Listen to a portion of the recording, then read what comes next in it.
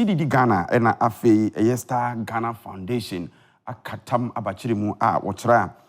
wonomo ehwe eyi apabi esi ho ma mamfo atimi ede adwenkyira ba nkan kasabere ya ye suesu adwene ede awese bitima ye nsakramu ewo ye merekunne constitution mu na saa dwumadie ena offense ntwefo chirichirimu o se beboa pa ama obia a opeso kire na adwene bibi opesususuo efa ye mra kunne ho no obetimi ede ato bedwasrede. Center for Democratic Development, Ghana, CDD, any Star Ghana Foundation, any Democracy Hub, and more woman free Foreign Commonwealth, any Development Office, FCDO, Akopa Hontuma, civil society organizations, platform BFA a year Constitution Reform. Jumedi Akosono, Director of Policy Engagement and Partnership, CDD Ghana, Dr. Kojo Pompuni, any Adom News in Central for Chuchun Common. What in Chiremu say any tuja? We are say yenya friends UK4 and omoboayen kakrakra. But we know obia say constitutional problem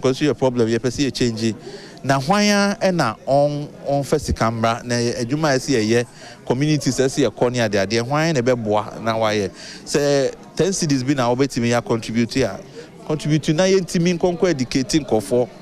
no muso say ka say referendum oba nya afi na e be ka say political parties then enko mobilizing kofo until Ghana for have to own it until very soon you be launch appeal for funds. Convener Emma Democracy Hub Oliver Bakau Vomawo enso den sem say to dwa faun ade ba ko ya Ghana for esufre say baby bia for a constitution ho eno de emfa ho party kra obi vote man the constitution assembly de ade e ha obi a it is yen abakan ye ho abom ne ye pekonya se ne yebetimi making sure say some of the report recommendations ne ba yen hwe e ma ne nko say last time de na ankosi aga no nyina betimi de ensa som nyina betimi ahwe mana ko nim no na ne yefro bibia se wo district o se wo babia o ye de ba o peso aso